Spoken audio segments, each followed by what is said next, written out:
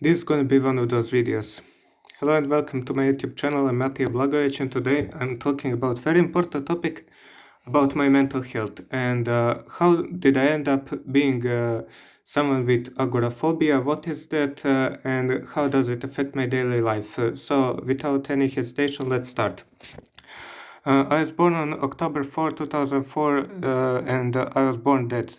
That means no heartbeat, no breathing, no literally anything for several seconds until suddenly I woke up like I was revived.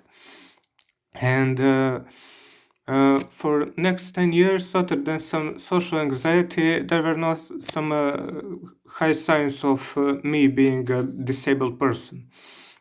And when there was a May-June 2014, I started feeling twice in several days.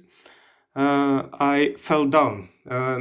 Was it summer heat or something? I don't know, but oh, how messy my hair is. Hold on.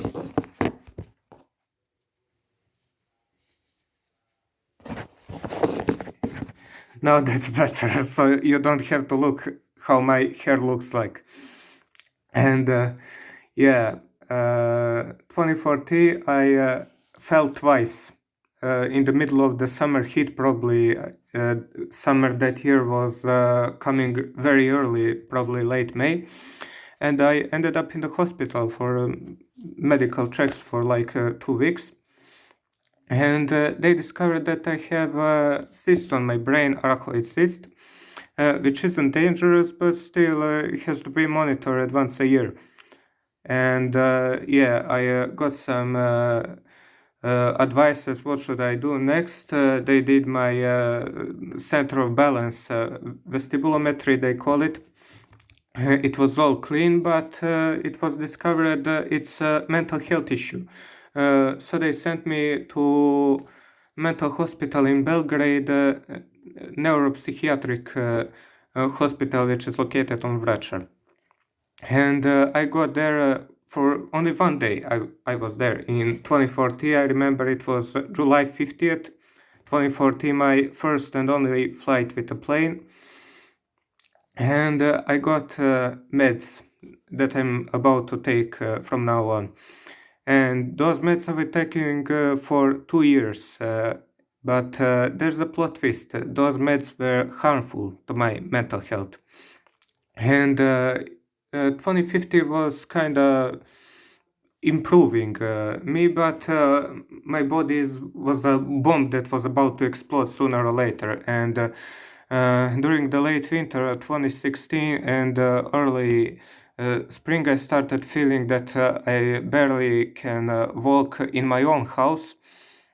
And I stopped going to school. I was 11 and a half years old back then. It was finally time to go back to Belgrade again to stay there for hospitalization, and they will check on me. They will find therapy that can help me go back to normal life. Sadly, my treatment there was like in a concentration camp, and what can I say? I don't wish to them anything harmful, I must say, but if they felt only a fraction of what I suffered in those 24 days from June 40th to July 7th, you see how my memory is I remember everything of 2016 when I was even suicidal. If they only felt a fraction of what I suffered, they would probably question themselves, did I did the wrong thing by torturing me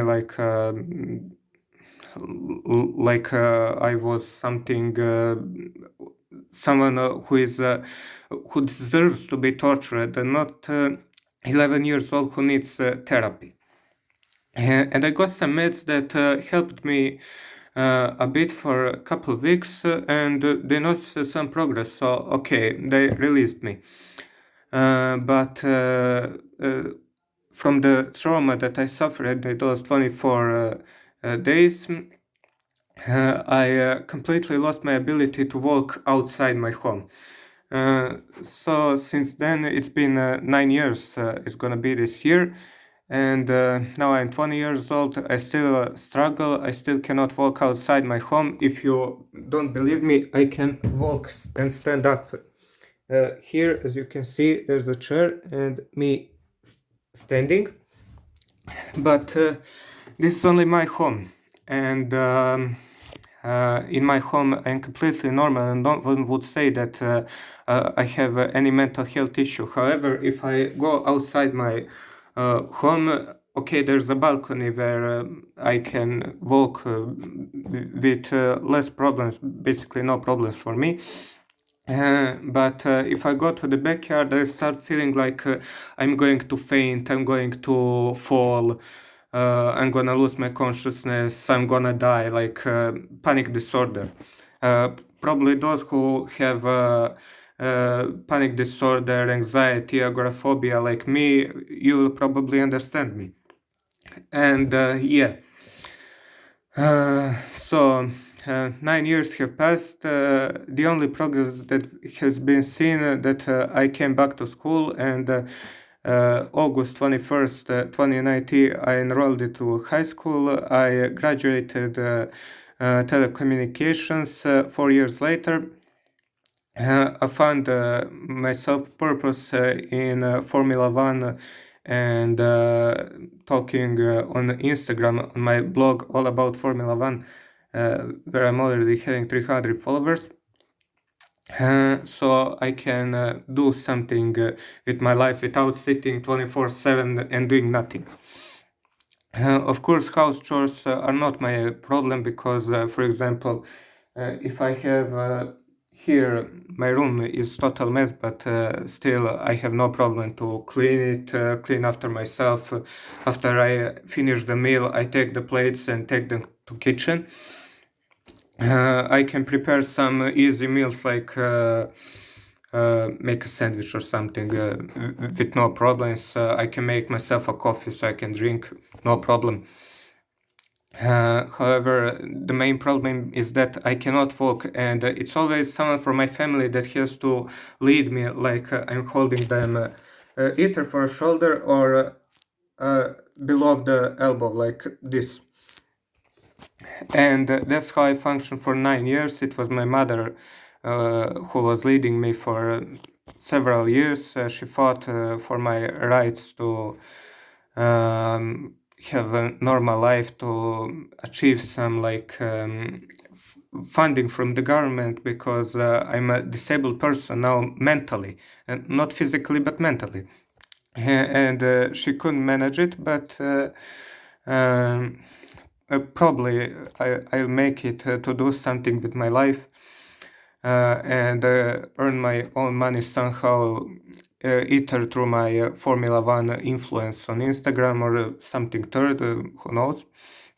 Will this stay forever? It depends on me. Why? Because it's all in my brain. And if I start believing one day, Mattia, you are stronger than agoraphobia and you are gonna beat it. I'm gonna beat it in less than 2 minutes. I'm gonna walk freely. But you know what's the hardest part? The main enemy, who am I? To myself. And that's the problem. First I have to defeat myself and my inner demons so I can finally walk freely and enjoy my life to the fullest.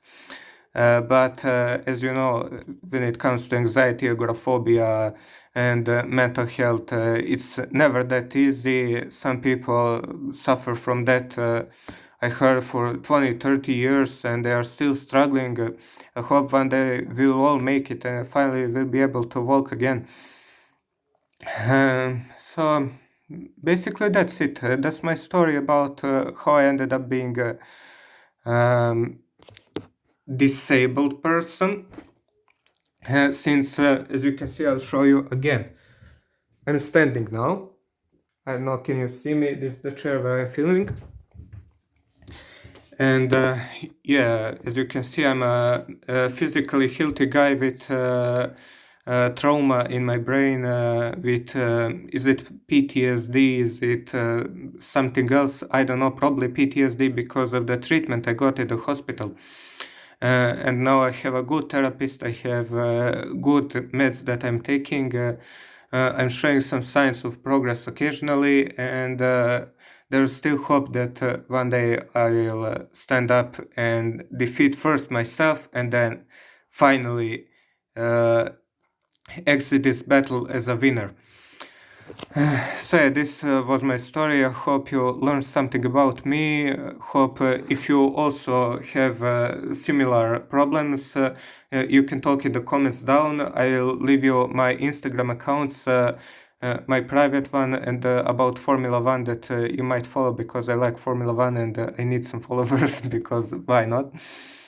And so yeah, up until the next video, stay blessed.